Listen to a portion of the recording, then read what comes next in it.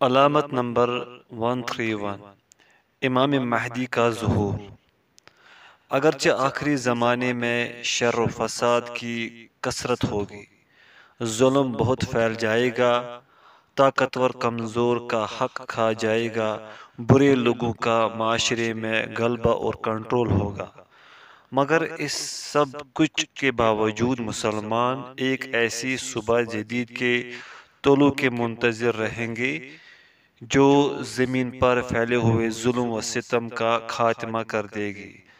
اللہ تبارک و تعالی امام محمد بن عبداللہ حسنی علوی مہدی کے ظہور کا فیصلہ فرمائے گا، لیکن سوال یہ ہے کہ مہدی کون ہوگا، اس کے ظہور کا سبب کیا ہوگا، وہ کہاں سے ظاہر ہوگا، کیا وہ اس وقت دنیا میں موجود ہے، اس کا کام کیا ہوگا، اس کے پیروکار کون ہوں گے۔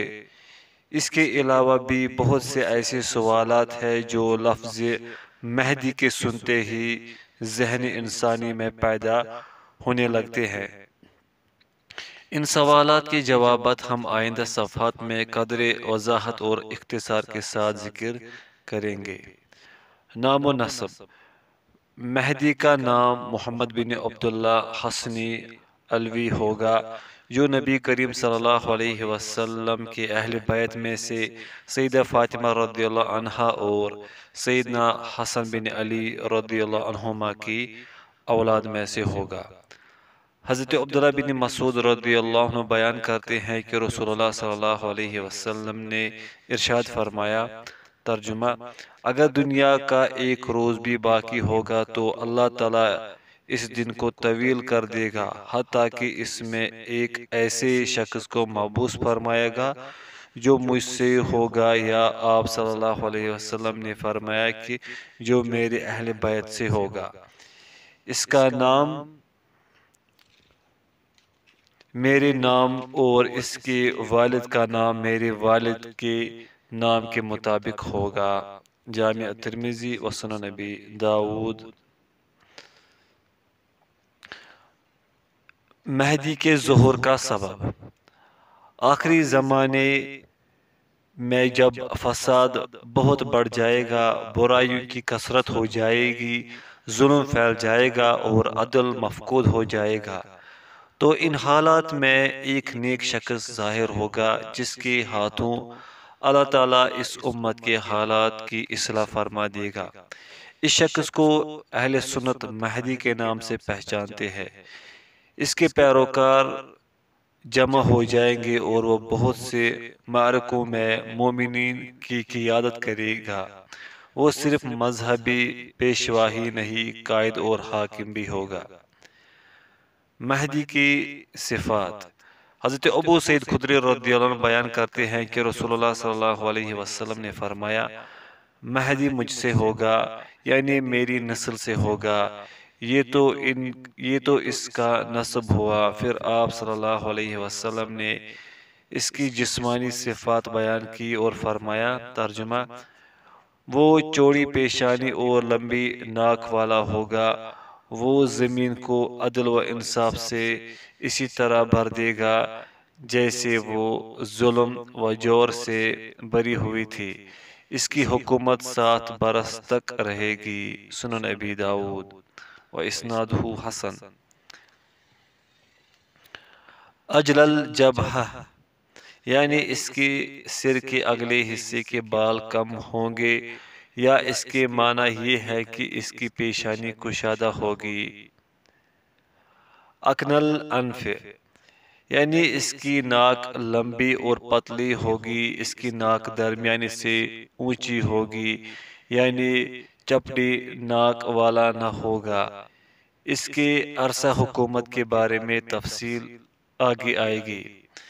اس کا نام نبی کریم صلی اللہ علیہ وسلم کے نام کی طرح ہوگا اور اس کے والد کا نام نبی کریم صلی اللہ علیہ وسلم کے والد کے نام کی طرح ہوگا، یعنی اس کا نام محمد بن عبداللہ ہوگا اور وہ نبی اکرم صلی اللہ علیہ وسلم کے آل بیت میں سے ہوں گے، حضرت حسن بن علی رضی اللہ عنہما کی نسل سے ہوں گے۔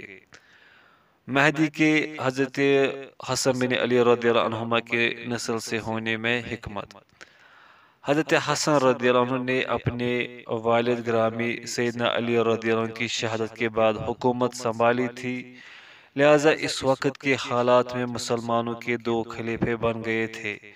عراق و حجاز وغیرہ میں حضرت حسن بن علی رضی اللہ عنہما، اور شام اور اس کے قرب و جوار میں حضرت امیر معاویہ رضی اللہ عنہما۔ 6 ماہ کی حکمرانی کے بعد سیدنا حسن بن علی رضی اللہ عنہما نے بغیر کسی دنیاوی معاوضے کے محض اللہ تعالیٰ کی رضا کی خاطر حکومت سے علیحدگی اختیار کر لی، اور سیدنا امیر معاویہ رضی اللہ عنہ کے حق میں دستبردار ہو گئے تاکہ مسلمانوں میں اتفاق و اتحاد پیدا ہو جائے۔ ان سب کا حکمران ایک ہی شخص ہوا اور ان کے درمیان خون ریزی نہ ہوئی۔ یعنی پھر سے پڑھیں گے، ایک ہی شخص ہو اور ان کے درمیان خون ریزی نہ ہو۔ اللہ تعالیٰ نے ان کے اس عمل میں برکت ڈالی اور انہیں اس کا اچھا بدلہ دیا۔ جو کوئی بھی اللہ تعالیٰ کی خاطر کسی چیز کو چھوڑ دیتا ہے، اللہ تعالیٰ اس کو یا اس کی اولاد کو اس سے افضل چیز عطا کر دیتا ہے۔ المنار المنیف لابن القیم۔ مہدی کی حکمرانی کی مدت۔ مہدی 7 برس تک مسلمانوں کے حکمران رہیں گے، اور وہ اس دوران زمین کو عدل و انصاف سے اسی طرح بھر دیں گے جس طرح کہ وہ ظلم و زیادتی سے بھری ہوئی تھی۔ ان کے عہد میں امت بہت خوشحال ہوگی، زمین اپنی پیداوار بڑھا دے گی، آسمان سے خوب بارشیں ہوں گی، اور وہ لوگوں کو گنے بغیر مال دیں گے۔ اس سلسلے میں کچھ احادیث آگے بیان کی جائے گی۔ مہدی کا ظہور کہاں سے ہوگا؟ محمد بن عبداللہ حسنی علوی کا ظہور مشرق کی طرف سے ہوگا۔ وہ اپنے ظہور کے وقت اکیلے نہیں ہوں گے، بلکہ اللہ تعالیٰ اہل مشرق کے بہت سے لوگوں کے ساتھ ان کی مدد کرے گا جو حاملین دین اسلام ہوں گے، اور وہ اللہ تعالیٰ کی راہ میں جہاد کریں گے، جیسا کہ ایک حدیث میں بیان کیا گیا ہے۔ مہدی کے ظہور کا وقت۔ آخری زمانے میں جب لوگوں کے معاملات دگرگوں ہو جائیں گے، اس وقت خلیفوں کی اولاد میں سے 3 افراد کعبہ اور اس کے خزانے پر قبضہ جمانے کے لیے آپس میں جنگ کریں گے۔ ان میں سے ہر ایک بیت اللہ پر قبضہ کرنے کا خواہاں ہوگا، مگر کوئی بھی کامیاب نہ ہو سکے گا۔ عین اسی وقت مہدی کا شہر مکہ میں ظہور ہوگا، اور یہ بات لوگوں میں عام ہو جائے گی۔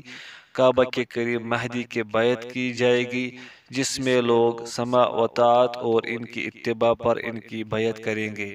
حضرت ثوبان رضی اللہ عنہ بیان کرتے ہیں کہ رسول اللہ صلی اللہ علیہ وسلم نے فرمایا، ترجمہ: تمہارے کعبہ کے خزانے کے پاس 3 آدمی آپس میں جنگ کریں گے، ان میں سے ہر ایک کسی خلیفہ کا بیٹا ہوگا، مگر یہ خزانہ کسی کو بھی نہیں ملے گا۔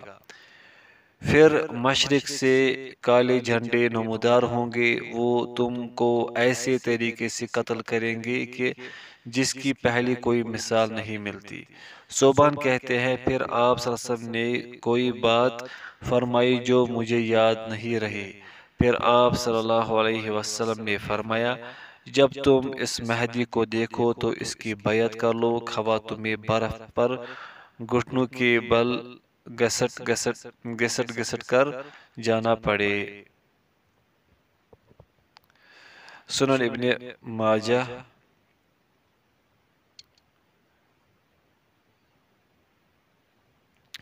حدیث کی تشریح۔ کلہم ابن خلیفہ، یعنی وہ 3 اشخاص جو جنگ کریں گے، اور ہر ایک کے پیروکار بھی اس کے ہمراہ ہوں گے۔ ان میں سے ہر شخص کا باپ بادشاہ ہوگا، اور وہ اپنے والد کی طرح حکومت حاصل کرنے کا خواہش مند ہوگا۔ کنزکم کے بارے میں کہا گیا ہے کہ اس سے مراد کعبہ کا خزانہ ہے جو سونے اور خزانوں کی شکل میں ہے، اور بیان کیا جاتا ہے کہ وہ کعبہ کے نیچے مدفون ہے۔ ایک قول یہ بھی ہے کہ اس سے مراد حکومت اور خلافت ہے۔ یہ بھی کہا گیا ہے کہ اس سے مراد دریائے فرات کا خزانہ ہے، یعنی سونے کا وہ پہاڑ جو دریائے فرات میں ظاہر ہوگا۔ ایک سوال اور اس کا جواب۔ ان دونوں باتوں میں تطبیق کیسے ہوگی کہ مہدی مکہ میں ظاہر ہوگا، اور ساتھ ہی یہ بھی کہا گیا ہے کہ سیاہ جھنڈے مشرق خراسان کی طرف سے آئیں گے۔ اس میں کیا حکمت ہے کہ مہدی کے جھنڈے سیاہ رنگ کے ہوں گے؟ جواب: علامہ ابن کثیر رحمہ اللہ فرماتے ہیں، مہدی کی تائید کے لیے مشرق سے کچھ لوگ آئیں گے جو اس کی مدد کریں گے، اس کی سلطنت قائم کریں گے اور اس کے ہاتھ مضبوط کریں گے۔ ان کے جھنڈوں کا رنگ کالا ہوگا کیونکہ اس رنگ میں رعب و وقار پایا جاتا ہے، اور رسول اللہ صلی اللہ علیہ وسلم کا جھنڈا بھی میدان جنگ میں سیاہ ہوتا تھا جسے عقاب کہا جاتا تھا۔ حضرت ابو سعید خدری رضی اللہ عنہ بیان کرتے ہیں کہ رسول اللہ صلی اللہ علیہ وسلم نے فرمایا، ترجمہ: میری امت کے آخری زمانے میں مہدی کا ظہور ہوگا۔ اللہ تعالیٰ اس کے دور میں خوب بارشیں برسائے گا، زمین خوب اپنی پیداوار نکالے گی، وہ لوگوں میں برابری کی بنیاد پر مال تقسیم کرے گا، مال مویشی کی کثرت ہو جائے گی، اور امت اسلام عظیم امت بن جائے گی، وہ 7 یا 8 برس زندہ رہے گا۔ المستدرک للحاکم بسند صحیح۔ اور ایک روایت میں ہے، پھر اس کے چلے جانے کے بعد زندگی میں کوئی خیر و بلائی نہ رہے گی۔ مسند احمد وسندہ ضعیف۔ روایت سے معلوم ہوتا ہے کہ مہدی کی وفات کے بعد ایک بار پھر شر و فساد اور عظیم فتنے سر اٹھا لیں گے۔ علامہ ابن باز رحمہ اللہ فرماتے ہیں، ظہور مہدی کا معاملہ مشہور و معروف ہے، اور اس سے متعلق روایات مستفیض بلکہ متواتر ہے، جو ایک دوسرے کی تائید اور تقویت کا باعث ہے۔ بہت سے اہل علم نے ان کے تواتر کا ذکر کیا ہے۔ ان روایات کا تواتر معنوی ہے، اس لیے کہ ان کی سند کے طرق بہت زیادہ ہے، یہ مختلف اسناد سے، مختلف روات سے، اور بہت سے صحابہ کرام رضی اللہ عنہم سے متنوع الفاظ کے ساتھ مروی ہے۔ واقعی یہ روایت اس بات پر دلالت کنہ ہے کہ مہدی کا ظہور شرعی دلائل سے ثابت ہے اور اس کا آنا برحق ہے۔ اس کا نام محمد بن عبداللہ علوی حسنی ہوگا، اور وہ حضرت حسن بن علی رضی اللہ عنہما کی اولاد سے ہوگا۔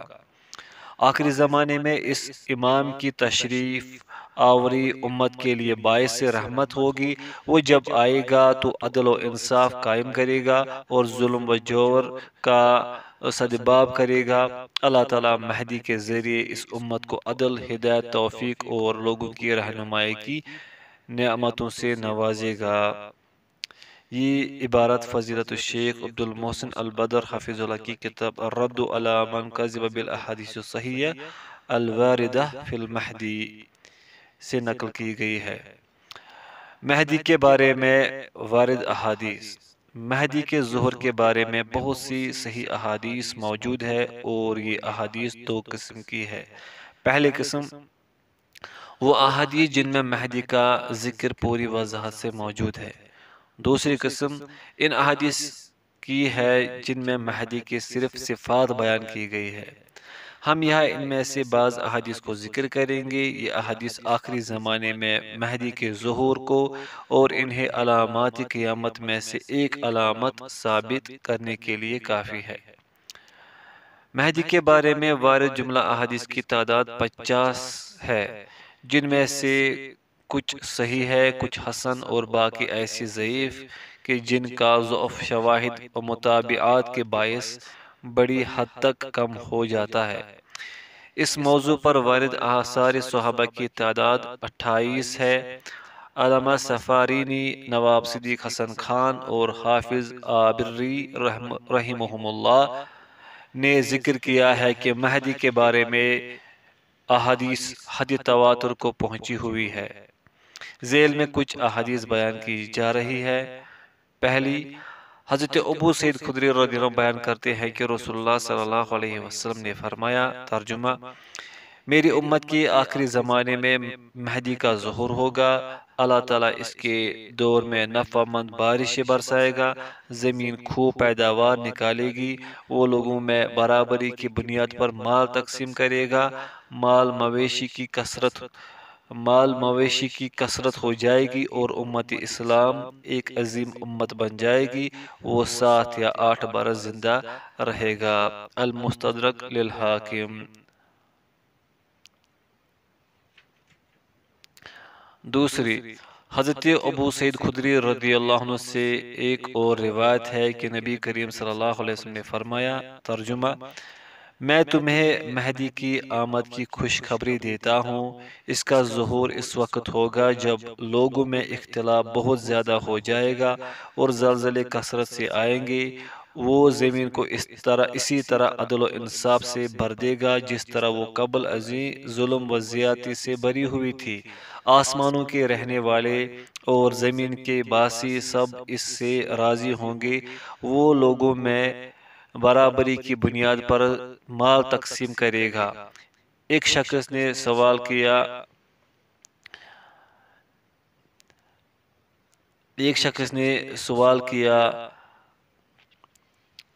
یقسم المال صحاحا کا کیا معنی ہے؟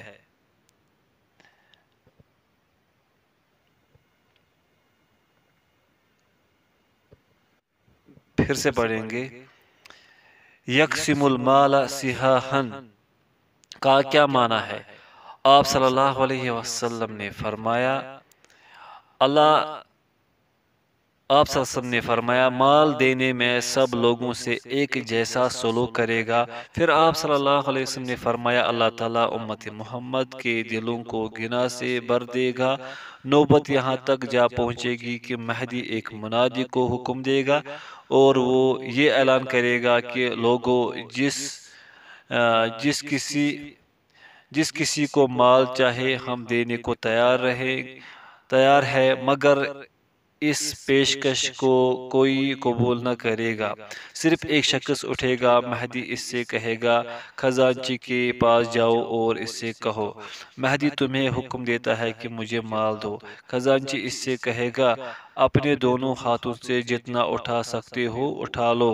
جب وہ شخص مال اپنی جھولی میں ڈال کر باندھ لے گا تو پشیمان ہوگا اور سوچے گا، افسوس، میں ہی امت محمدیہ میں سب سے زیادہ لالچی انسان ہوں، جو چیز ان کے لیے کافی ہوگی میرا اس سے گزارا کیوں نہ ہو سکا۔ یہ سوچ کر وہ مال واپس کرنا چاہے گا، لیکن خزانچی اسے لینے سے انکار کر دے گا۔ اس سے کہا جائے گا، ہم ایک بار جو کسی کو دے دیتے ہیں وہ واپس نہیں لیتے، تم یہ مال لے جاؤ۔ یہ صورتحال 7، 8 یا 9 برس تک جاری رہے گی، پھر مہدی فوت ہو جائے گا اور اس کے جانے کے بعد لوگوں کی زندگی میں کوئی بھلائی باقی نہ رہے گی۔ مسند احمد ورجالہ ثقات، وانظر مجمع الزوائد۔ احط کے معنی ہے کہ گنے بغیر اور حساب کیے بغیر اپنے دونوں ہاتھوں سے جتنا لے سکتے ہو لے لو۔ تیسری، حضرت علی بن ابی طالب رضی اللہ عنہ بیان کرتے ہیں کہ رسول اللہ صلی اللہ علیہ وسلم نے فرمایا، مہدی ہم میں سے ہوگا، اللہ تعالیٰ اس کی ایک ہی رات میں اصلاح فرما دے گا۔ مسند احمد بسند صحیح۔ یصلح اللہ فی لیلہ، غالباً اس سے مراد یہ ہے کہ اللہ تعالیٰ اسے خلافت کے لیے تیار کر دے گا، یعنی اسے اس کے لائق بنا دے گا، اسے توفیق عطا کرے گا، اسے الہام و رہنمائی نصیب فرمائے گا اور اسے قیادت و حکمت کی ایسی صفات عطا فرمائے گا جو اس سے پہلے اس کے پاس نہ ہوں گی۔ اس کے ایک معنی یہ بھی بیان کیے گئے ہیں کہ اللہ تعالیٰ ایک ہی رات میں یا رات کے کسی لمحے میں ان کے تمام معاملات سدھار دے گا اور ان کی شان بڑھا دے گا۔ وہ اس طرح کہ تمام اہل حل و عقد ایک ہی رات میں ان کی خلافت پر متفق ہو جائیں گے۔ یہ تشریح ملا علی قاری نے مرقات المفاتیح میں بیان کی ہے۔ یصلحہ اللہ فی لیلہ، کہ یہ معنی ہرگز نہیں کہ وہ پہلے گمراہ اور گناہ گار ہوگا کہ اچانک ایک ہی رات میں اللہ تعالیٰ اسے ہدایت نصیب فرما دے گا اور وہ لوگوں کی قیادت شروع کر دے گا۔ فرمان رسول صلی اللہ علیہ وسلم کا یہ مطلب ہرگز نہیں، کیونکہ وہ لوگوں کی قیادت خالص شرعی علم کی بنیاد پر کرے گا۔ وہ ان کے فیصلے کرے گا اور انہیں فتوے دے گا، ان کے جھگڑے نمٹائے گا اور میدان جنگ میں ان کی قیادت کرے گا، اور یہ تمام علوم ایک ہی رات میں صرف وحی الہی کے ذریعے ہی جمع ہو سکتے ہیں، اور وحی الہی اللہ کے انبیاء کے لیے خاص ہے، اور یہ بات معلوم ہے کہ مہدی نبی نہیں ہوگا۔ لہذا یصلحہ اللہ فی لیلہ کے معنی یہ ہوں گے کہ اللہ تعالیٰ ان کو شرح صدر نصیب فرما دے گا کہ احادیث میں جس مہدی کا ذکر آیا ہے اس سے مقصود وہ خود ہی ہے، نیز اللہ تعالیٰ انہیں قیادت کے اعلیٰ صفات عطا فرمائے گا۔ چوتھی، ام المؤمنین سیدہ ام سلمہ رضی اللہ عنہا بیان کرتی ہیں کہ رسول اللہ صلی اللہ علیہ وسلم نے فرمایا، مہدی میری اولاد سے ہوگا، وہ فاطمہ الزہرا کی نسل سے ہوگا۔ سنن نبی داؤد بسند صحیح۔ من اطرتی، یعنی میری اہل بیت میں سے اور میری اولاد میں سے ہوگا۔ من ولد فاطمہ، یعنی وہ حضرت فاطمہ رضی اللہ عنہا کی نسل سے ہوگا۔ پانچویں حدیث، حضرت جابر رضی اللہ عنہ بیان کرتے ہیں کہ رسول اللہ صلی اللہ علیہ وسلم نے فرمایا، ترجمہ، عیسیٰ بن مریم علیہ السلام آسمان سے جب نازل ہوں گے تو مسلمانوں کے امیر امام مہدی ان سے کہیں گے کہ تشریف لائیے اور نماز کی امامت کروائیے۔ وہ معذرت کریں گے اور فرمائیں گے، اس امت کی امامت اس امت کے لوگوں ہی کو زیبا ہے، یہ اس امت پر اللہ کا احسان اور فضل ہے۔ مسند احمد و صحیح مسلم۔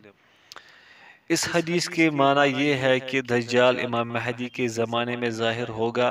جب حضرت عیسیٰ علیہ السلام اسے قتل کرنے کے لیے نازل ہوں گے تو امام مہدی ہی مسلمانوں کے قائد ہوں گے، چنانچہ خود حضرت عیسیٰ علیہ السلام اور بقیہ تمام مومن بھی امام مہدی کی امامت میں نماز ادا کریں گے۔ چھٹی حدیث، حضرت ابو سعید خدری رضی اللہ عنہ بیان کرتے ہیں کہ رسول اللہ صلی اللہ علیہ وسلم نے فرمایا، جس امام کی اقتداء میں عیسیٰ علیہ السلام نماز ادا کریں گے وہ ہم میں سے ہوگا۔ رواہ ابو نعیم فی کتاب المہدی۔ یہاں مقصود کلام یہ ہے کہ امام مہدی نماز پڑھائیں گے اور مقتدیوں میں حضرت عیسیٰ علیہ السلام بھی شامل ہوں گے۔ ساتویں حدیث، حضرت عبداللہ بن مسعود رضی اللہ عنہ بیان کرتے ہیں کہ رسول اللہ صلی اللہ علیہ وسلم نے فرمایا، ترجمہ، اگر دنیا کی بقا کا ایک روز بھی باقی ہوگا تو اللہ تعالیٰ اس دن کو طویل کر دے گا، حتیٰ کہ اس میں اللہ تعالیٰ ایک شخص کو مبعوث فرمائے گا جو مجھ سے ہوگا، یا آپ نے یہ فرمایا کہ جو میری اہل بیت میں سے ہوگا، اس کا نام میرے نام جیسا اور اس کے والد کا نام میرے والد کے نام جیسا ہوگا۔ جامعہ ترمذی و سنن نبی داؤد وہو صحیح۔ اس کا نام محمد بن عبداللہ ہوگا۔ اس حدیث میں شیعہ کے موقف کا واضح رد ہے جن کا دعویٰ ہے کہ مہدی کا نام محمد بن حسن عسکری ہوگا۔ یبعث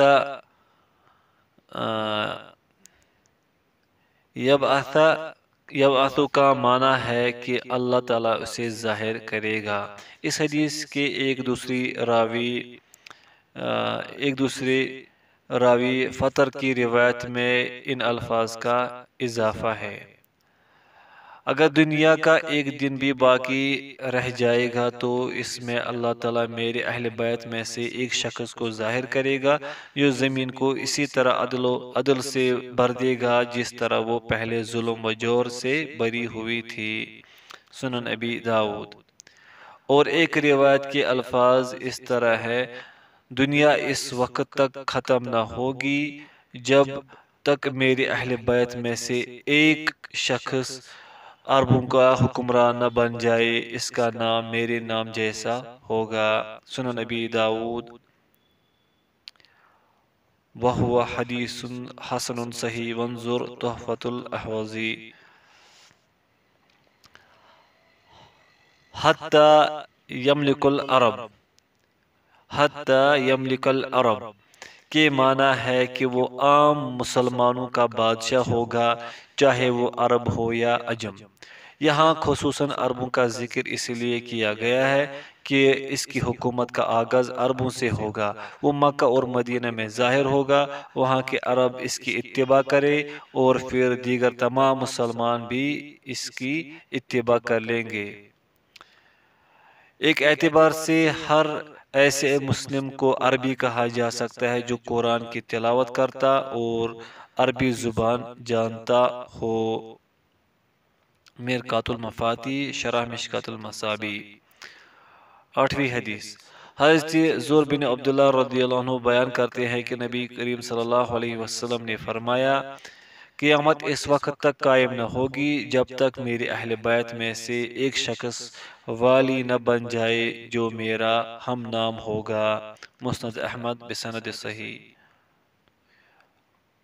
9ویں حدیث، حضرت علی بن ابی طالب رضی اللہ عنہ بیان کرتے ہیں کہ رسول اللہ صلی اللہ علیہ وسلم نے فرمایا، اگر دنیا کا ایک دن بھی باقی رہ جائے تو اس میں اللہ تعالیٰ میرے اہل بیت میں سے ایک شخص کو ظاہر کرے گا جو زمین کو اسی طرح عدل سے بھر دے گا جس طرح وہ پہلے ظلم و جور سے بھر دی گئی تھی۔ سنن ابی داؤد وسندہ قوی۔ اور ایک روایت کے الفاظ اس طرح سے ہے، اگر دنیا کا ایک دن بھی باقی رہ جائے تو اس میں اللہ تعالیٰ ہم میں سے ایک شخص کو ظاہر کرے گا جو زمین کو اسی طرح عدل سے بھر دے گا جس طرح وہ پہلے ظلم و جور سے بری ہوئی تھی۔ مسند احمد۔ یہ تمام احادیث محمد بن عبداللہ مہدی کے بارے میں بہت واضح دلیل ہے، ان میں اس کے نام اور صفات کا بھی ذکر موجود ہے۔ وہ احادیث جن کے مہدی کے بارے میں ہونے کا احتمال ہے۔ 10ویں حدیث، حضرت جابر بن عبداللہ رضی اللہ عنہ بیان کرتے ہیں کہ رسول اللہ صلی اللہ علیہ وسلم نے فرمایا، ترجمہ، قریب ہے کہ عراق والوں کو غلہ و نقدی آنا بند ہو جائے۔ ہم نے پوچھا یہ کیسے ہوگا؟ آپ صلی اللہ علیہ وسلم نے فرمایا، یہ پابندی عجم کی طرف سے ہوگی، وہ انہیں ان سے محروم کر دیں گے۔ قفیز اہل عراق کے ماپنے کا پیمانہ ہے، جیسے ہمارے کلو اور ٹن ہے۔ درہم چاندی کا وہ سکہ جو زمانہ قدیم سے رائج تھا۔ من قبل العجم، عجم کے الفاظ کا اطلاق ان لوگوں پر ہوتا ہے جو غیر عربی ہو، خواہ وہ عربی بولتے ہو یا نہ بولتے ہو۔ پھر آپ صلی اللہ علیہ وسلم نے فرمایا، ترجمہ، قریب ہے کہ شام والوں کے پاس دینار اور غلہ آنا بند ہو جائے۔ ہم نے سوال کیا یہ کیسے ہوگا؟ آپ صلی اللہ علیہ وسلم نے فرمایا، یہ رومیوں کی جانب سے ہوگا۔ دینار سونے کا ایک سکہ، مدی اہل شام کے ناپنے کا پیمانہ ہے۔ پھر تھوڑی دیر خاموش رہنے کے بعد آپ صلی اللہ علیہ وسلم نے فرمایا، میری امت کے آخری زمانے میں ایک خلیفہ ایسا ہوگا جو جھولیاں بھر بھر کر گنے بغیر لوگوں کو مال دے گا۔ حدیث کے راوی جریری کہتے ہیں میں نے ابو نضرہ اور ابو العلا سے کہا تمہارا کیا خیال ہے، کیا وہ خلیفہ عمر بن عبدالعزیز نہیں تھے؟ انہوں نے کہا نہیں۔ صحیح مسلم۔ سابقہ احادیث کی روشنی میں یہ خلیفہ مہدی ہی ہے جن میں ان کا نام لے کر وضاحت کی گئی ہے، چونکہ ان کے عہد میں اموال، غنیمت اور فتوحات کی کثرت ہوگی۔ وہ بے پناہ سخی بھی ہوں گے اور لوگوں پر ہر قسم کی بلائیاں نچھاور کریں گے۔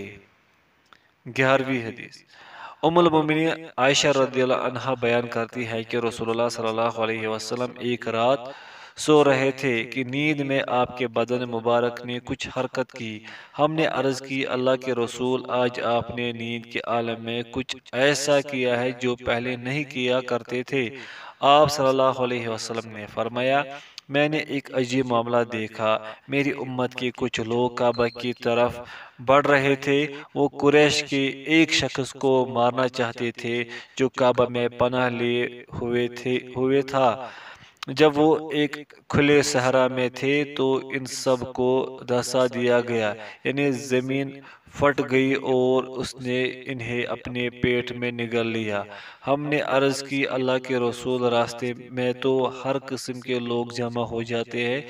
آپ صلی اللہ علیہ وسلم نے فرمایا ترجمہ ہاں، ان میں سے جان بوجھ کر شامل ہونے والے، مجبور کر کے لائے جانے والے اور مسافر سب ہوں گے، لیکن یہ سب لوگ ایک ہی دفعہ ہلاک کر دیے جائیں گے۔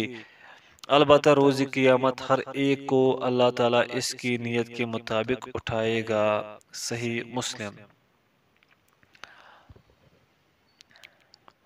المستبصر ایسا شخص جو اپنے سفر کے مقصد کو اچھی طرح جانتا اور پہچانتا ہو۔ المجبور ایسا شخص جسے اس کی مرضی کے بغیر زبردستی مجبور کیا گیا ہو۔ مقصود کلام یہ ہے کہ اس لشکر کے تمام افراد کو بیک وقت ہلاک کر دیا جائے گا اور یہ سب ایک ساتھ زمین میں دھسا دیے جائیں گے۔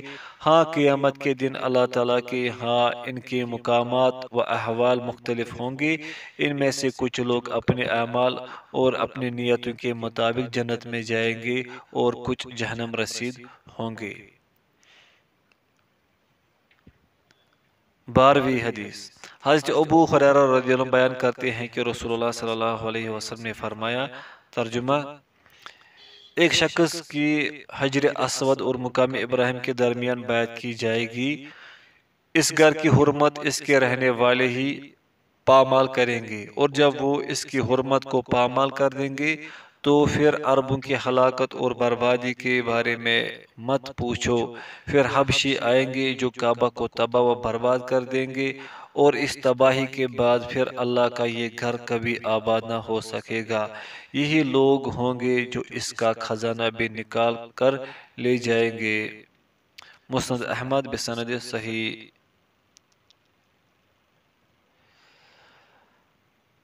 13ویں حدیث حضرت ابو ہریرہ رضی اللہ عنہ بیان کرتے ہیں کہ رسول اللہ صلی اللہ علیہ وسلم نے فرمایا تم اس وقت کس حال میں ہوں گے جب تم میں سے ابن مریم نازل ہوں گے اور تمہارا امام تم ہی میں سے ہوگا۔ صحیح البخاری و صحیح مسلم۔ یہاں امام سے مراد مہدی محمد بن عبداللہ ہے، اور اس سلسلے میں واضح دلیل حضرت جابر رضی اللہ عنہ کی وہ حدیث ہے جو قبل ازیں نمبر 5 کے تحت بیان کی جا چکی ہے۔ 14ویں حدیث حضرت جابر بن عبداللہ رضی اللہ عنہ بیان کرتے ہیں کہ نبی کریم صلی اللہ علیہ وسلم نے فرمایا ترجمہ قیامت کے قائم ہونے تک میری امت میں ایک گروہ حق کے لیے لڑائی کرتا رہے گا اور دشمن پر غالب رہے گا۔ پھر عیسیٰ ابن مریم علیہ السلام نازل ہوں گے تو مسلمانوں کا امیر مہدی کہے گا تشریف لائیے اور نماز میں ہماری امامت فرمائیے۔ عیسیٰ علیہ السلام فرمائیں گے نہیں، تمہارے بعض کے لیے امراء ہے، اللہ تعالیٰ نے اس امت کو یہ عزت بخشی ہے۔ فائدہ: عیسیٰ علیہ السلام کے امام مہدی کے پیچھے نماز پڑھنے کا مطلب یہ ہرگز نہیں کہ مہدی عیسیٰ علیہ السلام سے افضل ہے۔ نبی کریم صلی اللہ علیہ وسلم نے بھی اپنی آخری بیماری میں حضرت ابوبکر صدیق رضی اللہ عنہ کے پیچھے نماز پڑھی تھی۔ جامع ترمذی وہو حدیث صحیح۔ اور حضرت عبد الرحمن بن عوف رضی اللہ عنہ کی امامت میں بھی ایک دفعہ آپ نے نماز ادا فرمائی تھی۔ عیسیٰ علیہ السلام اس لیے مہدی کے پیچھے نماز ادا کریں گے تاکہ وہ تمام لوگوں پر واضح کر دے کہ وہ حضرت محمد صلی اللہ علیہ وسلم کے متبع بن کر تشریف لائے ہیں اور انہی کی شریعت کے مطابق فیصلے کریں گے۔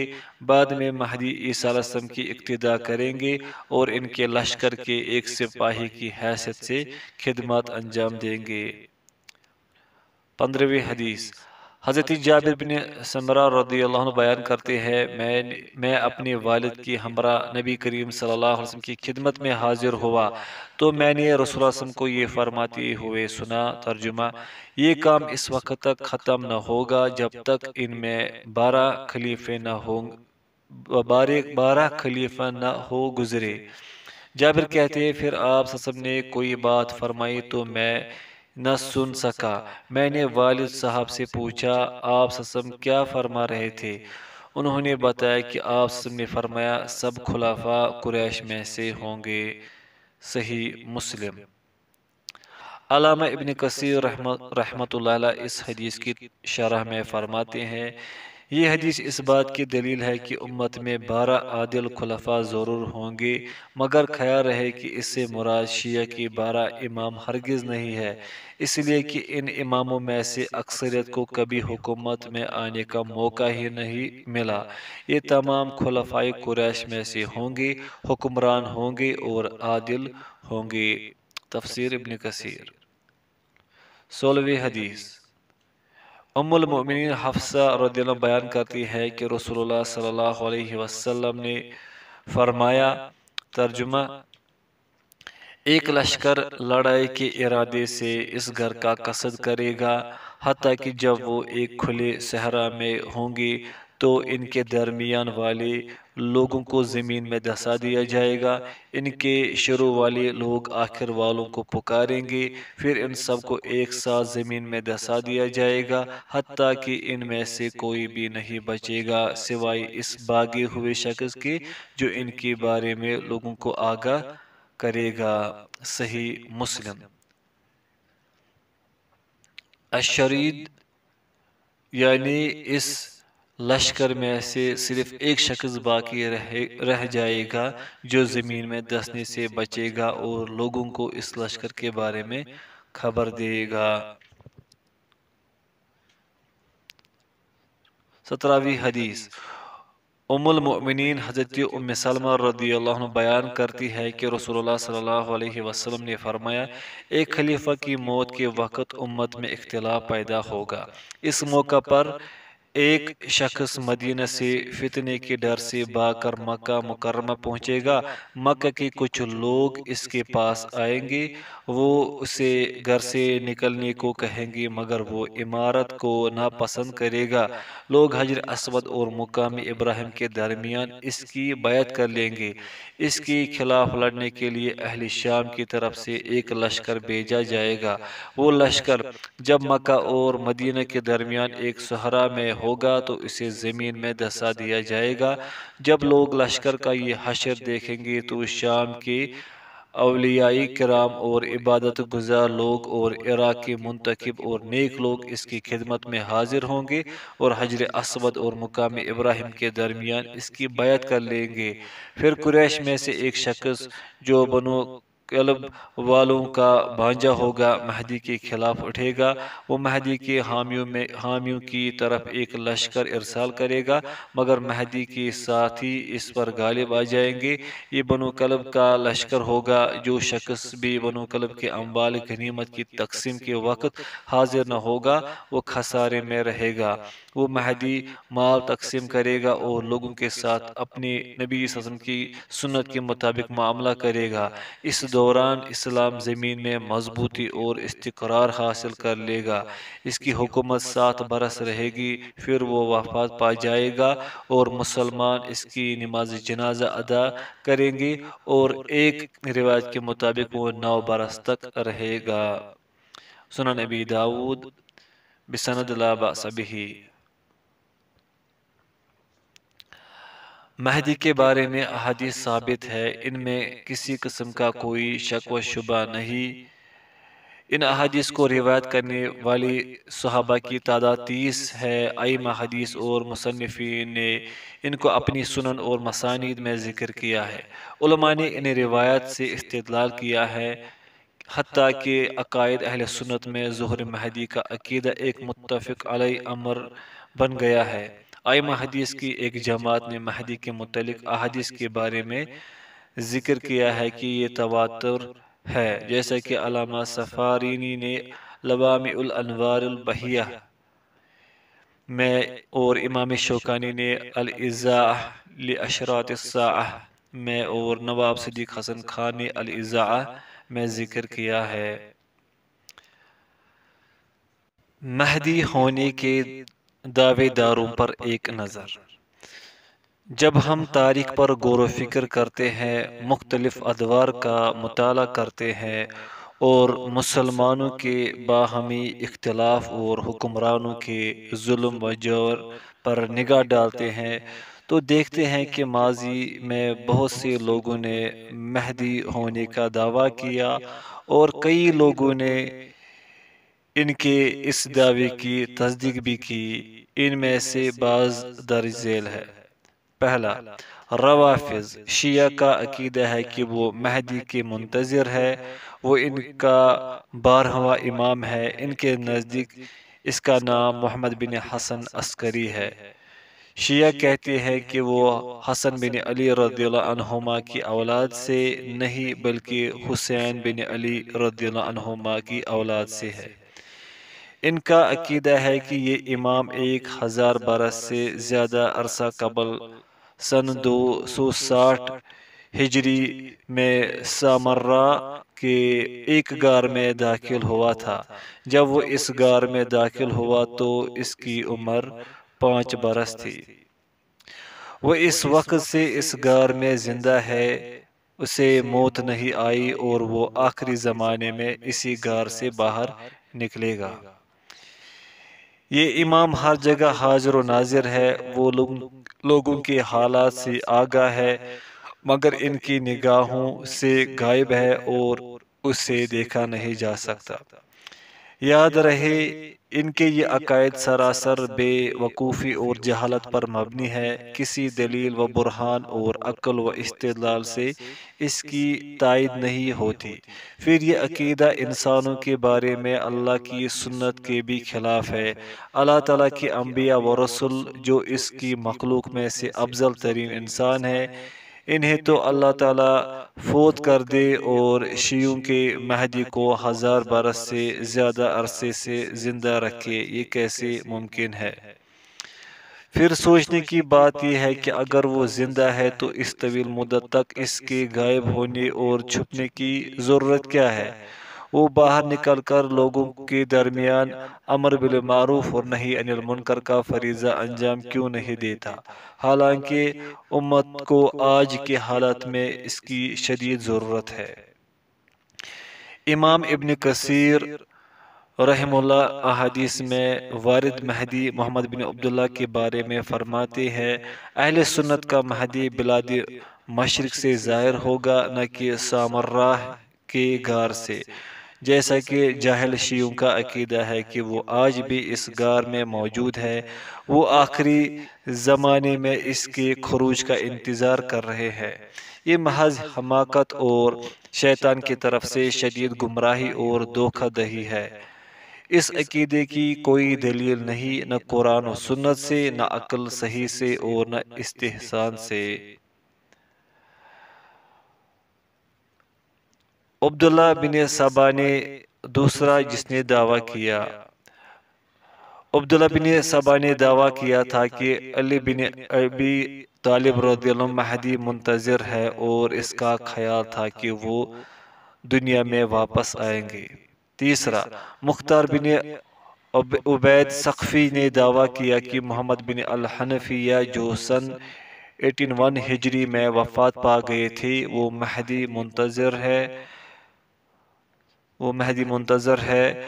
محمد بن الحنفیہ کا نام محمد بن علی بن ابی طالب ہے۔ انہیں ابن الحنفیہ اس لیے کہا جاتا ہے کہ ان کی والدہ خولہ بنت جعفر کا تعلق بنو حنیفہ کے قبیلے سے تھا۔ تیسرا، فرقہ کیسانیہ کے لوگ جو علی رضی اللہ عنہ کی آزاد کردہ غلام کیسان کے پیروکار ہے اور یہ بھی شیعوں کا ایک فرقہ ہے۔ ان کا عقیدہ ہے کہ محمد بن الحنفیہ تمام علوم کا احاطہ کیے ہوئے تھے اور ان کا خلاصہ یہ ہے کہ دین ایک شخص کی اطاعت کا نام ہے۔ انہوں نے ارکان شرعیہ کی تعویل کرتے ہوئے کہا ہے کہ ان سے مراد رجال ہے اور اس طرح انہوں نے ارکان شرعیہ کو معطل قرار دے دیا۔ اس فرقے کا عقیدہ ہے کہ عبداللہ بن معاویہ بن عبداللہ بن جعفر بن ابی طالب ہاشمی قریشی ہی مہدی ہے۔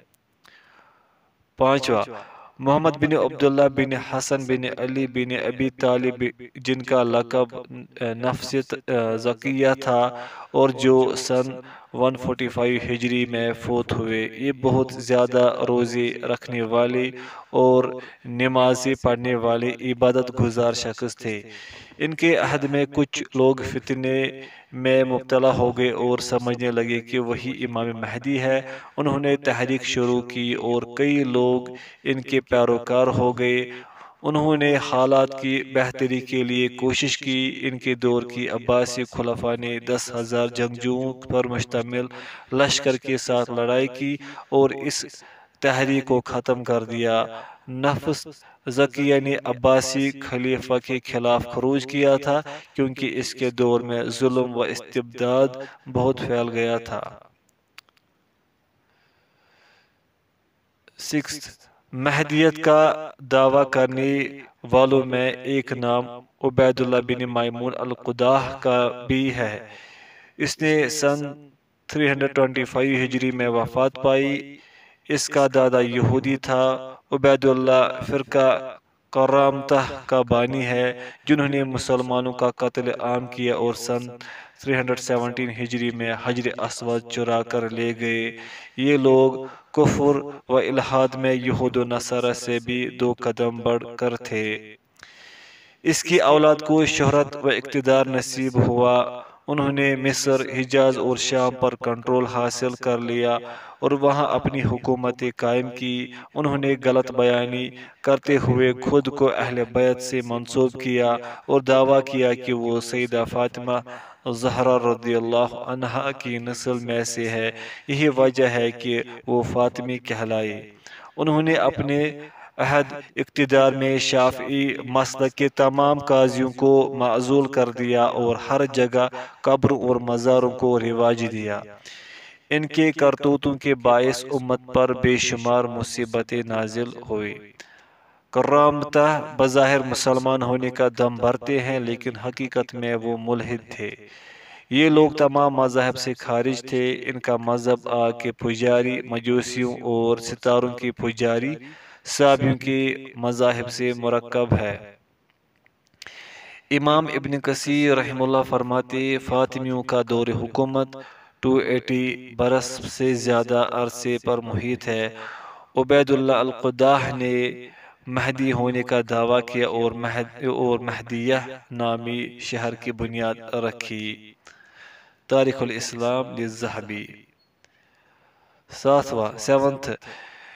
جن لوگوں نے مہدی ہونے کا دعویٰ کیا ان میں محمد بن عبداللہ بربری بھی ہے جو ابن تومرت کے نام سے معروف ہے۔ یہ شخص سن 514 ہجری میں ظاہر ہوا اور اس نے دعویٰ کیا کہ وہ حضرت علی بن ابی طالب رضی اللہ عنہ کی نسل سے ہے۔ اس نے اپنا نسب حسن بن علی رضی اللہ عنہ کے ساتھ جوڑ لیا۔ اس آدمی نے ظلم و استبداد کے ذریعے حکومت بھی حاصل کر لی۔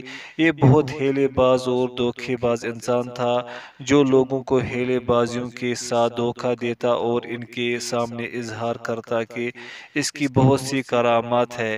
اس کی ایک ہیلہ بازی یہ بھی تھی کہ اس نے ایک دفعہ کچھ لوگوں کو قبروں میں داخل کر دیا اور کچھ لوگوں کو لے کر آیا تاکہ انہیں نشانی دکھائے۔ اس نے آواز دی کہ اے قبر والو، میری بات کا جواب دو۔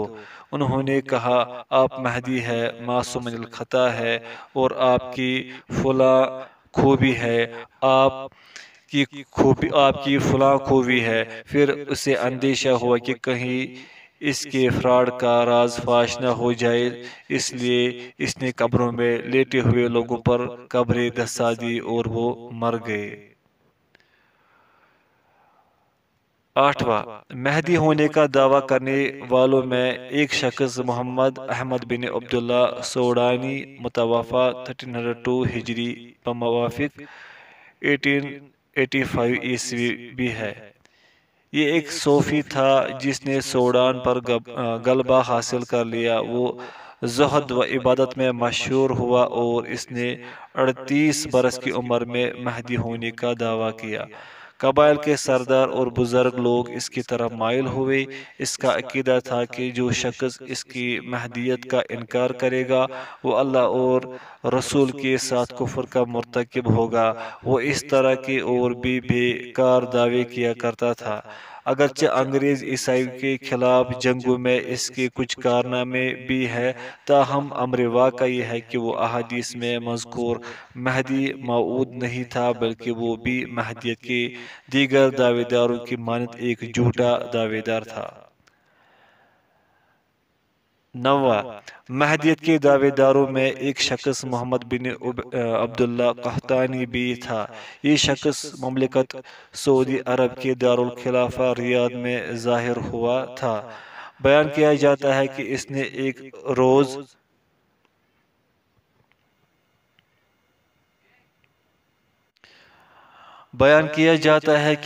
ایک روز خواب میں دیکھا کہ وہ مہدی ہے۔ کچھ لوگوں نے اس کی بیعت کر لی اور اس کے پیروکار بن گئے۔ ان لوگوں نے سن 1400 ہجری موافق 1980 عیسوی میں مسجد حرام میں گھس کر اس کے مہدی ہونے کا اعلان کیا اور مسجد میں محصور ہو گئے۔ یہ واقعہ فتنہ حرم کے نام سے مشہور ہے جو اس کے قتل پر اختتام پذیر ہوا۔ مہدی ہونے کے دعوے داروں سے معاملے کے قواعد و ضوابط۔ جب ہم مدعیان مہدیت کی تردید کرتے ہیں تو اس سے ہمارا مقصد یہ ہرگز نہیں ہوتا کہ ہم مہدی کے بارے میں احادیث کا انکار کر رہے ہیں، لیکن احادیث سے مہدی کی تصدیق کرنا اور انہیں نبی کریم صلی اللہ علیہ وسلم کا فرمان تسلیم کرنا اور چیز ہے، اور کسی شخص کے بارے میں یہ فیصلہ کرنا کہ وہ مہدی ہے دوسری چیز ہے۔ ان دونوں کے درمیان فرق کیا جانا چاہیے۔ اللہ کے رسول صلی اللہ علیہ وسلم نے مہدی کے معاملے کو ہوا میں نہیں چھوڑا، بلکہ آپ نے اس کے لیے بہت واضح علامات اور قواعد بیان فرمائے ہیں جن کی روشنی میں ہم اصلی مہدی کو بغیر کسی شک و شبہ کے پہچان سکتے ہیں۔ ان میں سے بعض حسب ذیل ہے۔ پہلا، مہدی لوگوں کو اپنی ذات کی طرف دعوت نہیں دے گا، نہ ہی اپنی بیعت کے لیے لوگوں کو پکارے گا، بلکہ لوگ اس کی بیعت کریں گے اور وہ اسے ناپسند کرتا ہوگا۔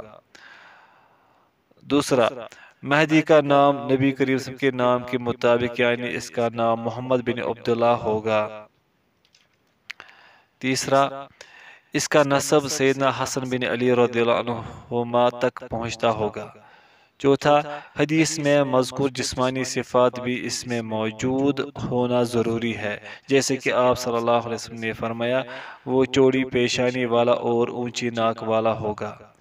پانچواں، وہ جن حالات میں ظاہر ہوگا وہ کچھ اس طرح سے ہوں گے۔ ایک خلیفہ کی وفات کے بعد اختلاف واقع ہوگا۔ زمین اس وقت ظلم و جور سے بھر چکی ہوگی۔ 3 خلفاء کے بیٹے آپس میں جنگ کریں گے۔ مہدی ایک نیک اور متقی شخص ہوگا، وہ علم، شریعت اور حکمت و دانش سے لبریز ہوگا۔ اس کا ظہور مکہ مکرمہ میں ہوگا اور حجر اسود اور مقام ابراہیم کے درمیان اس کی بیعت کی جائے گی۔ یہاں ایک سوال پیدا ہوتا ہے، وہ کیا حالات و اسباب تھے جن کے سبب سے کوئی اپنے آپ کو یا کسی دوسرے کو امام مہدی خیال کرنے لگا؟ جواب: اگر ہم ان لوگوں کے حالات و واقعات پر غور کریں جنہوں نے مہدیت کا دعویٰ کیا تو معلوم ہوتا ہے کہ مہدی ہونے کا دعویٰ کرنے والے بعض لوگ تو ایسے تھے جنہوں نے لوگوں پر غلبہ اور حکومت حاصل کرنے کی خاطر جھوٹ اور بہتان سے کام لیتے ہوئے مہدی ہونے کا دعویٰ کیا۔ ایسے لوگوں پر مہدی والی کوئی علامت صادق نہیں آتی۔ ایسے دعوے داروں میں عبید اللہ القداح اور ابن تومرت وغیرہ شامل ہے۔ مہدیت کے بعض دعوے دار ایسے تھے جن کا معاملہ مشتبہ تھا اور لوگوں نے ان کے بارے میں یہ سمجھ لیا کہ وہ امام مہدی ہے، جیسے محمد بن عبداللہ نفس زکیہ کا معاملہ ہے۔ ان کا ظہور ہوا اور لوگ ان کے پیروکار بن گئے اور پھر بعد میں واضح ہوا کہ وہ مہدی نہیں ہے۔ بعض ایسے تھے کہ ان میں سے کسی کا نام شہرت اختیار کر گیا اور اس نے اپنے مہدی ہونے کے بارے میں خواب دیکھے تو لوگوں نے اسے مہدی سمجھ لیا، جیسا کہ محمد بن عبداللہ قحطانی تھا۔ کیا خواب سے کوئی شرعی حکم اخذ کیا جا سکتا ہے؟ خوابوں کے ذریعے شریعت کا کوئی حکم اخذ نہیں کیا جا سکتا اور نہ ہی کسی خواب کی بنیاد پر امت اسلامیہ کے بارے میں کوئی فیصلہ کیا جا سکتا ہے۔ محض خواب و خیال پر کسی معمولی مسئلے کی بنیاد بھی نہیں رکھی جا سکتی۔ قاضی شریک بن عبداللہ خلیفہ مہدی کے پاس آیا تو دیکھا کہ خلیفہ کا مزاج بدلا ہوا ہے اور وہ سخت غصے میں ہے۔ قاضی شریک نے پوچھا، کیا بات ہے امیر المومنین، آج آپ بہت غصے میں ہیں؟ خلیفہ مہدی نے کہا، میں نے رات خواب میں دیکھا ہے کہ تم میرے بستر پر سوئے ہوئے تھے۔ جب میں نے تعبیر بیان کرنے والے سے اس کی تعبیر پوچھی تو اس نے بتایا کہ آپ مجھ سے بغض رکھتے اور میرے خلاف منصوبے بناتے ہیں۔ قاضی نے فوراً جواب دیا، امیر المومنین، واللہ نہ تو آپ کا خواب حضرت ابراہیم علیہ السلام کے خواب کی طرح سچا ہے اور نہ ہی آپ کا تعبیر کرنے والا یوسف علیہ السلام کی طرح درست تعبیر بتلانے والا ہے۔ قاضی شریک کی طرف سے یہ خلیفہ کے اس خواب کی واضح تردید تھی جس کا ایک شخص سے تعلق تھا، اور اگر معاملے کا تعلق ساری امت کے مستقبل سے ہو تو اس کی تردید کرنا کس قدر ضروری ہے۔ ایک شخص نے خواب میں دیکھا کہ وہ بیٹے کو ذبح کر رہا ہے تو اس نے اسے ذبح کر ڈالا۔ ایک روز میں نے کسی اخبار میں پڑھا کہ افریقہ میں ایک شخص نے خواب میں دیکھا کہ وہ اپنے بیٹے کو ذبح کر رہا ہے تو صبح اٹھ کر اس نے اپنے بیٹے کو پکڑ کر لٹایا اور اسے ذبح کر دیا۔ اسے یہ توقع تھی کہ اس کے لیے بھی آسمان سے کوئی عظیم ذبیحہ بھیج کر اس کے بیٹے کو بچا لیا جائے گا، جس طرح اللہ تعالیٰ نے اسماعیل علیہ السلام کو بچانے کے لیے جنت سے ایک مینڈھا بھیج دیا تھا۔ اس جاہل آدمی سے جب اس بارے میں پوچھا گیا تو اس نے کہا، میں نے حضرت ابراہیم علیہ السلام کی سنت پر عمل کیا ہے، کیونکہ سیدنا ابراہیم علیہ السلام نے جب خواب میں دیکھا کہ وہ اپنے بیٹے اسماعیل کو ذبح کر رہے ہیں تو اس نے کہا، مفہوم، میرے پیارے بچے، میں خواب میں اپنے آپ کو تجھے ذبح کرتے ہوئے دیکھ رہا ہوں، اب تم بتاؤ کہ تمہاری کیا رائے ہے؟ بیٹے نے کہا، ابا جان، جو حکم ہوا ہے بجا لائیے، انشاءاللہ آپ مجھے صبر کرنے والوں میں سے پائیں گے۔ غرض جب دونوں مطیع ہو گئے اور باپ نے بیٹے کو پیشانی کے بل گرا دیا تو ہم نے آواز دی کہ اے ابراہیم، یقیناً تو نے اپنا خواب سچا کر دکھایا۔ بے شک ہم نیکی کرنے والوں کو اسی طرح جزا دیتے ہیں۔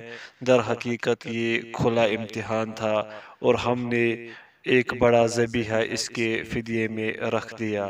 سورۃ الصافات۔ اس افریقی کا یہ فعل آخری درجے کی جہالت تھا۔ اس جیسے جاہل شخص کا خواب نبی کے خواب کی طرح کیسے ہو سکتا ہے جس کی طرف اللہ کی وحی نازل ہوتی ہے؟ اگر کبھی آپ کو اچھا خواب نظر آئے تو اس پر اللہ کا شکر ادا کرے اور خوش ہو جائے، اور اگر برا خواب ہے تو اس کے شر سے اللہ تعالیٰ کی پناہ مانگنی چاہیے۔ اس طریقے سے یہ خواب آپ کو نقصان نہیں دے گا۔ ایک اصول: اگر کوئی شخص مہدی ہونے کا دعویٰ کرے اور احادیث میں بیان کردہ علامات اس میں نہ پائی جائے، نہ ہی دجال اس کے زمانے میں ظاہر ہوا ہو، تو ایسا شخص جھوٹا، کذاب اور دجال ہے۔ اسی طرح اگر کوئی شخص عیسیٰ مسیح ہونے کا دعویٰ کرے اور دجال اس کی آمد سے پہلے نہ نکلا ہو تو یہ شخص بھی کذاب اور دجال ہے۔ مہدی کا جائزہ افراط و تفریط کے بجائے عدل و انصاف سے لیا جائے۔ اہل سنت والجماعہ کے نزدیک مہدی کی حقیقت اس سے زیادہ کچھ نہیں کہ وہ ائمہ مسلمین میں سے ایک امام ہوگا جو معاشرے میں عدل و انصاف کے لیے کام کرے گا اور غیر معصوم ہوگا۔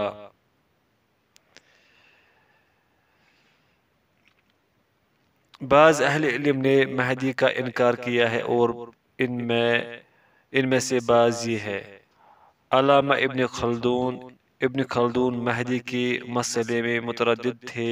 انہوں نے اس سلسلے میں وارد احادیث پر تنقید کی ہے اور کہا ہے ان احادیث میں سے کوئی ہی ایسی ہوگی جو نقد و جرح سے بچی ہوگی۔ محمد رشید رضا وہ کہتے ہیں مہدی والی احادیث میں تعارض بہت قوی اور ظاہر ہے۔ اس موضوع کی ان روایات میں جمع و تطبیق بہت مشکل ہے۔ ان کا انکار کرنے والوں کی تعداد بہت زیادہ ہے۔ ان میں شبہے کا پہلو بہت غالب ہے۔ یہی وجہ ہے کہ امام بخاری و امام مسلم نے اپنی کتب میں ان روایات کو ذکر نہیں کیا۔ ائمہ مسلمین کی ایک بڑی تعداد نے ان احادیث کو ضعیف قرار دیا ہے۔ تفسیر المنار۔ احمد امین مہدی کے بارے میں روایت سب خرافات ہے اور ان کے باعث مسلمانوں کی زندگی میں بہت خطرناک نتائج ظاہر ہوئے ہیں۔ عبداللہ بن زید آل محمود مہدی کا دعویٰ ابتدا سے انتہا تک سب کچھ واضح جھوٹ پر مبنی ہے۔ یہ ایک برا اور کبھی عقیدہ ہے۔ دراصل یہ خرافات ہے جو ایک سے دوسرے کو منتقل ہوتی چلی گئی اور ایسی احادیث جان بوجھ کر دہشت اور خوف پھیلانے کے لیے گڑھی گئی ہے۔ محمد فرید وجدی مہدی منتظر کے بارے میں جو روایت بیان کی جاتی ہے، اہل علم و بصیرت جب ان کا جائزہ لیتے ہیں تو انہیں یہ کہنے میں کوئی باک نظر نہیں آتا کہ رسول اللہ صلی اللہ علیہ وسلم اس قسم کی چیزوں کے بیان کرنے سے پاک ہے۔ ان روایات میں جو غلو، تضاد، مبالغہ آرائی، لوگوں کی حالات سے ناواقفیت اور انسانوں کے بارے میں اللہ کے رائج طریقے سے جو بعد پایا جاتا ہے وہ کسی سے مخفی نہیں۔ ان احادیث کا مطالعہ کرنے والا پہلی نظر ہی میں محسوس کر لیتا ہے کہ یہ سب موضوع روایات ہے جنہیں عرب اور غرب میں ریاست و خلافت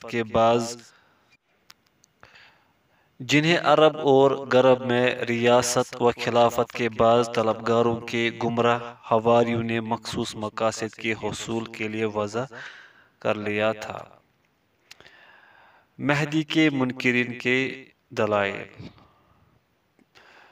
پوائنٹ فرسٹ، قرآن میں مہدی کا ذکر نہیں۔ اگر یہ حق بات ہوتی تو اللہ تعالیٰ قرآن کریم میں اس کا ذکر فرماتا۔ جواب: قرآن مجید نے تمام علامات قیامت کا ذکر نہیں کیا، حتیٰ کہ اس نے خروج دجال کا اور آخری زمانے میں زمین میں دسنے کے واقعے کا ذکر بھی نہیں کیا۔ ان تمام علامات کو سنت میں ذکر کیا گیا ہے۔ جب یہ علامات سنت سے ثابت ہے تو برحق ہے، اس لیے کہ اللہ تعالیٰ کا اپنے نبی کے بارے میں اعلان کیا ہے، وَمَا يَنطِقُ عَنِ الْهَوَىٰ، میرا نبی اپنی خواہش سے کلام نہیں کرتا۔ سورۃ النجم۔ رسول اللہ صلی اللہ علیہ وسلم کا ارشاد ہے، خبردار، مجھے قرآن حکیم بھی عطا کیا گیا ہے اور اس جیسی ایک دوسری چیز سنت بھی اس کے ساتھ عطا کی گئی ہے۔ مسند احمد۔ نبی کریم صلی اللہ علیہ وسلم نے ان علامات کا ذکر فرمایا ہے اور انہیں ثابت فرمایا ہے، اس لیے یہ ثابت شدہ دین کا حصہ ہے۔ پوائنٹ سیکنڈ، مہدی کی احادیث صحیحین میں نہیں ہے۔ جواب: صحیح بخاری اور صحیح مسلم میں نبی کریم صلی اللہ علیہ وسلم کی تمام احادیث جمع نہیں کی گئی۔ امام بخاری و امام مسلم رحمہم اللہ کے علاوہ دیگر روایت سنت بھی ائمہ محققین ہے، اور ہمارے پاس ایسے وسائل اور طریقے موجود ہیں جن سے صحیح اور ضعیف حدیث میں امتیاز کیا جا سکتا ہے۔ اگر تحقیق کے بعد حدیث صحیح ثابت ہو جائے تو اسے قبول کرنا واجب ہے، چاہے وہ صحیح بخاری و مسلم میں ہو یا کسی اور کتاب میں ہو۔ صحیح بخاری اور مسلم میں بھی مہدی کے بارے میں روایت ضرور آئی ہے، مگر وہ مہدی کا نام لیے بغیر اس کی صفات کے بیان پر مبنی ہے۔ گزشتہ احادیث میں صحیحین کی احادیث بھی دیکھی جا سکتی ہے۔ پوائنٹ تھرڈ، ہم مدعی مہدیت کے لیے دروازہ نہیں کھولنا چاہتے۔ جواب: جب ہم نے مہدی کے بارے میں شرعی قواعد و ضوابط بیان کر دیے ہیں تو اب کسی بھی جھوٹے شخص کے لیے دعویٰ کرنے کی گنجائش نہیں رہتی۔ مہدی کی مخصوص جسمانی صفات ہے اور اس کے زمانے کی کچھ متعین حالات ہیں جن کا ذکر پہلے گزر چکا ہے۔ یہ صفات و علامات صرف ایک ہی شخص میں پائی جائیں گی جو حقیقی مہدی ہوگا۔ اس موضوع کی آخری بات، کیا مہدی پر ایمان لانے کے یہ معنی ہے کہ دعوت و عمل کو چھوڑ دیا جائے؟ بہت سے مسلم ممالک میں خیر و شر کے درمیان کشمکش، فتنہ و فساد کے ظہور و انتشار اور بھلائی کی دعوت کی کمزوری کے باعث ان ممالک کے باشندگان کی ایک بڑی تعداد بددلی اور مایوسی کا شکار ہے، اور انہوں نے مہدی کا انتظار شروع کر دیا ہے تاکہ وہ انہیں فتح و نصرت سے ہمکنار کرے۔ اس کے نتیجے میں یہ لوگ دعوت و عمل کو چھوڑ کر بیٹھ گئے اور امر بالمعروف و نہی عن المنکر سے خاموشی اختیار کر لی۔ انہوں نے حصول علم اور اس کی نشر و اشاعت کو بھی پس پشت ڈال دیا، اور بعض اوقات تو کاروبار اور تعمیر و ترقی کے عمل سے بھی الگ ہو گئے، اور بعض نے یہاں تک کہنا شروع کر دیا کہ معاملہ بہت عجلت کا متقاضی ہے کہ یہ ظہور مہدی کا زمانہ ہے، وہ جلد ہی آنے والے ہیں، اس لیے دنیا کے جہمیلوں میں پڑنے کی ضرورت ہی کیا ہے۔ سوال یہ ہے کہ ان احادیث کے ساتھ تعامل کے بارے میں شرعی اسلوب کیا ہونا چاہیے۔ ان کے بارے میں تعامل، یہ اور دیگر علامات اس لیے بیان کی گئی ہے تاکہ مسلمانوں کو فرحت اور صبر و ثبات حاصل ہو، اور انہیں یہ خوش خبری بھی سنائی جائے کہ اللہ تعالیٰ کا دین محفوظ رہے گا اور اس کی مدد کی جائے گی۔ اس کے ساتھ ساتھ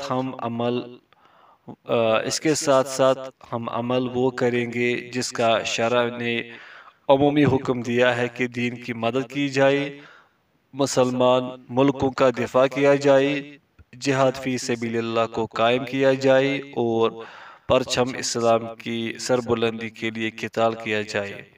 ہم اس انتظار میں بیٹھے نہیں رہیں گے کہ آسمان سے مدد نازل ہوگی یا ہماری کسی کوشش اور محنت کے بغیر ہی زمین کچھ اگانا شروع کر دے گی۔ آج بھی مسلمانوں پر فرض ہے کہ وہ یہودیوں سے قتال کے لیے اور قابض عیسائیوں کو مسلمانوں کے ممالک سے نکالنے کے لیے بھرپور تیاری کرے اور قیادت کے لیے خروج مہدی کے انتظار میں ذلیل و رسوا ہو کر نہ بیٹھے رہے، بلکہ ہم سب کو متفق و متحد ہو کر اپنے دین کی اور اگر امام مہدی تشریف لے آئے تو ان کی مدد کرنی چاہیے۔